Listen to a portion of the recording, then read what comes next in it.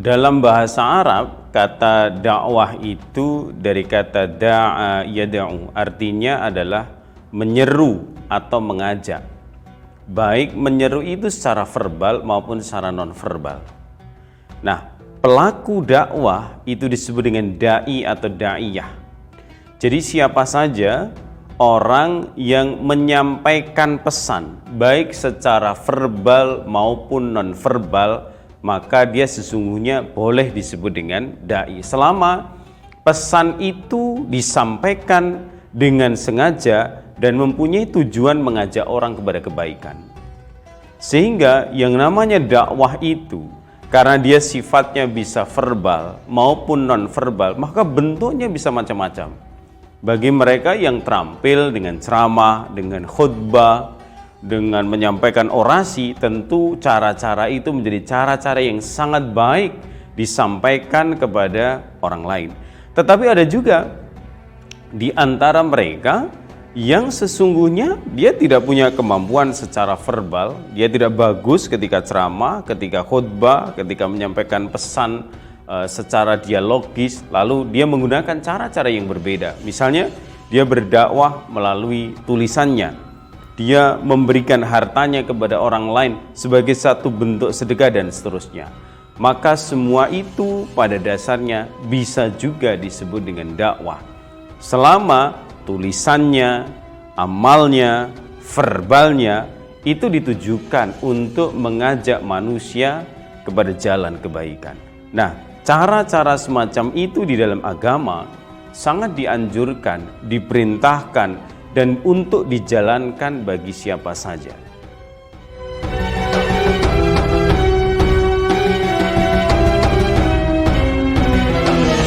Para ulama menghukumi dakwah itu ada yang fardhu ain, ada yang fardhu kifayah. Artinya, dakwah itu sesuatu yang bersifat wajib, dan siapa yang bertugas atau mendapatkan mandat untuk menyampaikan dakwah. Mari kita simak misalnya apa yang disampaikan Allah Subhanahu wa taala dalam surat An-Nahl yang ke-125 itu. Ud'u ila sabili rabbika bil hikmah wal mau'izatil hasanah wajadilhum billati hiya ahsan. Kalau dalam ayat itu kita diperintahkan untuk mengajak orang lain, ya, mengajak kepada kebaikan.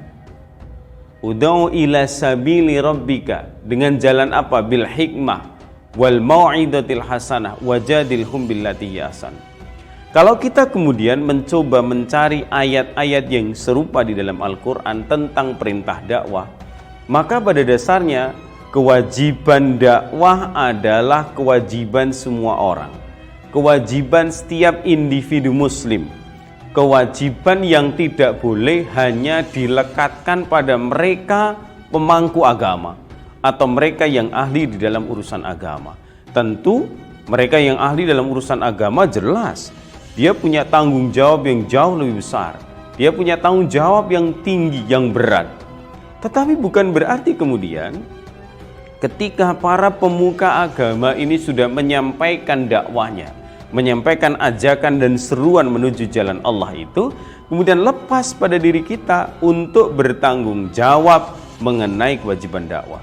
Bukankah dakwah yang paling mula-mula harus dilakukan adalah ibda' binafsik, dakwah kepada diri sendiri? Maka setidaknya setiap pribadi, setiap individu punya kewajiban untuk menyampaikan dakwah itu diawali dari dirinya sendiri sebelum dia menyampaikan kepada orang lain. Bukankah setiap ayah punya kewajiban untuk memanage, mengatur, mengelola, mengajak pada kebaikan seluruh anggota keluarganya, istri dan anaknya? Bukankah setiap ibu punya kewajiban untuk mendidik anak-anaknya? Al-ummu madrasatul ula, bahwa ibu itu adalah sekolah yang paling awal bagi anak-anak. Maka yang namanya kewajiban dakwah itu sesungguhnya adalah kewajiban setiap individu muslim. Maka Nabi SAW menyampaikan di dalam sabdanya, balighu anni walau ayah, sampaikan kepada orang lain itu satu pengetahuan yang kita ketahui. Jadi memang tidak harus menjadi ahli agama dalam tanda kutip sekali lagi ya. Tentu dakwah dalam makna menyajikan keilmuan yang luas, menyampaikan hukum-hukum yang jelas dan tegas, itu hanya bisa dilakukan oleh mereka orang-orang yang ahli di dalam urusan agama. Tetapi bagi kita sebagai seorang muslim, mungkin Anda yang awam di dalam urusan agama, dakwah tidak harus dalam makna konten-konten yang berat. Sesuatu yang diketahui kecil, sederhana, dan itu ada manfaatnya, maka sampaikan kepada orang lain. Contoh nih misalnya, kita punya pengetahuan, oh ternyata kalau doa keluar kamar mandi itu pendek sekali, ghufranaka. Tidak perlu yang panjang-panjang. Ada satu riwayat yang menjelaskan bahwa oh ternyata sependek itu doa keluar kamar mandi. Dan kalau kita tahu, sampaikan itu kepada orang lain. Dan itu sudah satu kebajikan yang luar biasa. Kita ngerti misalnya, pernah dengar ada seorang ustadz menjelaskan bahwa sholat berjamaah di masjid itu pahalanya 27 kali lipat dibanding sholat sendiri di rumah. Ya sampaikan itu. Tetapi tidak hanya menyampaikan tentu saja, tetapi kita memberikan contoh yang jelas, yang gamblang, yang secara kontinu itu kita konsisten melaksanakannya tentang sholat berjamaah. Baru kita menyampaikan kepada orang lain tentang hebat dan pentingnya sholat berjamaah. Itu satu contoh bahwa kita sebagai individu muslim bisa menyampaikan semangat materi dakwah kepada orang lain meskipun tidak harus berbasis keilmuan yang dalam dan luas. Berbasis keilmuan yang dalam dan luas tentu itu menjadi kewajiban bagi mereka yang ahli terhadap agama. Jadi kalau mereka kaya, mereka punya banyak harta tetapi mereka tidak cukup punya pengetahuan mengenai agama, maka dakwahnya menggunakan hartanya. Itu sudah jauh lebih dari cukup ketimbang seseorang yang tidak berbuat apa-apa.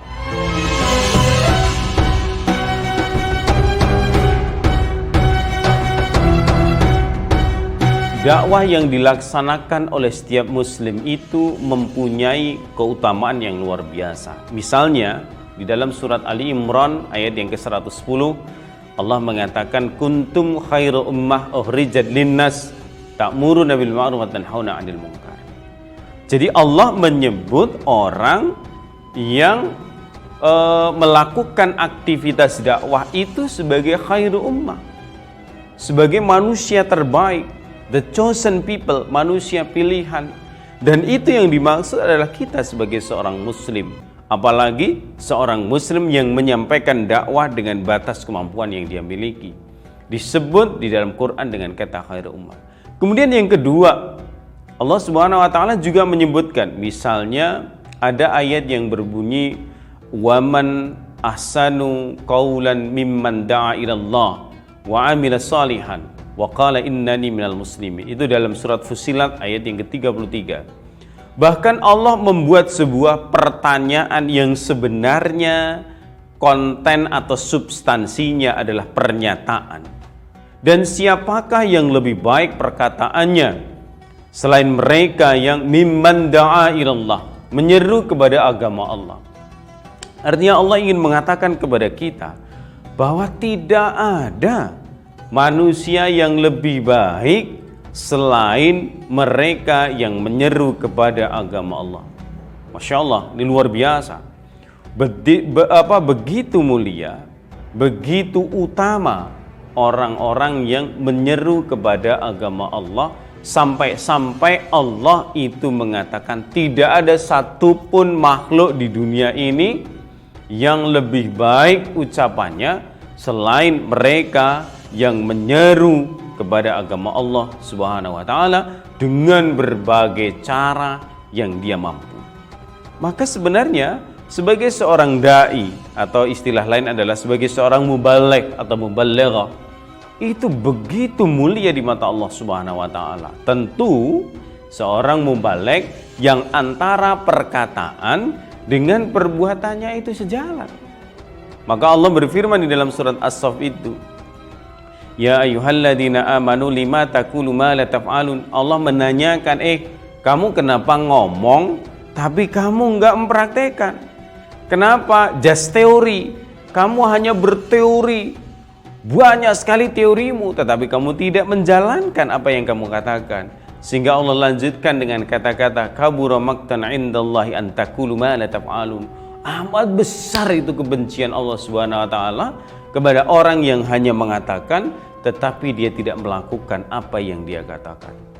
Jadi, yang namanya seorang juru dakwah, dai ini tadi sekali lagi itu orang yang sangat mulia, orang yang sangat hebat, yang ditinggikan oleh Allah Subhanahu wa taala posisinya dibanding manusia-manusia yang lain.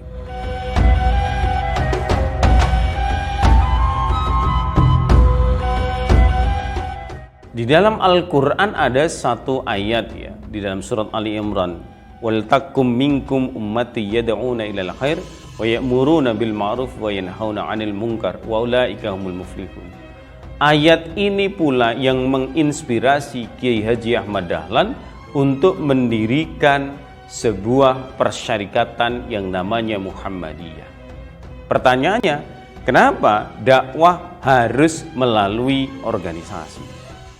Jadi, dakwah yang dilakukan hanya dengan kekuatan individu, menggantungkan kepada sosok figur, maka dia akan menuai sebuah kelemahan besar. Apa itu? Kalau figur itu sudah tiada, maka jalan dan gerakan dakwah itu sudah berakhir. Yang kedua, kenapa penting dengan organisasi? Maka di dalam organisasi itu kan kita ditata, dimanage, diatur, ada regulasinya, ada tujuannya, ada program kerjanya, sehingga dengan cara itu dakwah lebih terstruktur dan sistematis. Dakwah bisa menjangkau semua wilayah yang mungkin tidak bisa dijangkau kalau hanya mengandalkan sosok individu saja. Maka dengan organisasi semua akan lebih tampak, tertata dan langgang. Kita contohkan Muhammadiyah. Kiai Haji Ahmad Dahlan meninggal tahun 1923, tetapi karena dia mewariskan organisasi sampai hari ini, warisan amal jariahnya masih bisa dinikmati. Kebermanfaatannya bisa dirasakan oleh siapapun. Eksistensinya terjaga. Bisa dibayangkan, Kiai Haji Ahmad Dahlan mungkin di alam barzah sana tersenyum melihat warisan atau legasi dakwahnya bisa dinikmati, bisa dirasakan oleh banyak orang sampai hari ini. Sehingga dakwah menggunakan jalan organisasi itu merupakan cara yang paling strategis untuk menyampaikan dakwah yang mampu menjangkau semua kalangan jauh lebih luas dan jauh lebih banyak. Sehingga di dalam Quran diisyaratkan bahwa yang namanya wal takum minkum ummatu yad'una ilal khair itu maksudnya adalah berdakwahlah kamu berbasis komunitas, dalam makna yang modern adalah dakwah melalui jalur organisasi.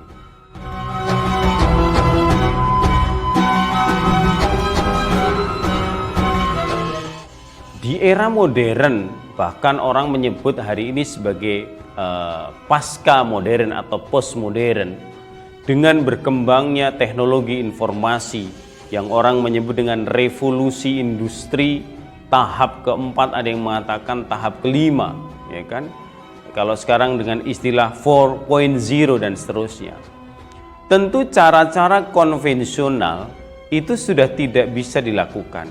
Cara-cara konvensional adalah cara-cara bagi masyarakat tempo dulu. Yang hari ini ketika kita berhadapan dengan generasi milenial misalnya, tentu membutuhkan cara dan strategi baru di dalam menyampaikan dakwah. Dalam tradisi pesantren itu ada istilah at-tariqatu ahammu minal madda. Metode itu jauh lebih utama daripada konten yang ingin disampaikan. Berarti itu menunjukkan bahwa metode menduduki satu hal yang sangat penting. Metode itu bagian dari strategi dakwah tadi. Hari ini misalnya, karena orang gandrung dan begitu intens, cintanya begitu luar biasa terhadap media sosial, tentu strategi dakwah harus mencapai ke sana. Bagaimana mengemas dakwah kita, dakwah Muhammadiyah kita ini dengan kemasan-kemasan yang terbaik. Lewat musik mungkin, lewat film, lewat podcast, lewat talk show, atau kita membuat sebuah dokumentari movie, atau kita bikin sebuah event-event yang menarik yang bisa menjangkau kalangan masyarakat luas, khususnya generasi milenial. Tetapi juga tetap tidak melupakan konten atau isi yang ada di dalamnya. Jangan sampai karena ingin mengikuti tren zaman, tetapi sesungguhnya dia melupakan bahkan meninggalkan substansi dari dakwah itu sendiri. Ini yang tidak boleh dilakukan. Maka dengan merumuskan gebrakan baru, strategi baru di dalam dunia dakwah, maka harapannya dakwah bisa diterima oleh semua kalangan. Dan saya kira pintunya begitu banyak, lapangannya begitu luas, celahnya juga saya kira beragam, yang bisa kita ambil sebagai bagian dari upaya untuk menyampaikan dakwah Islam ke tengah masyarakat.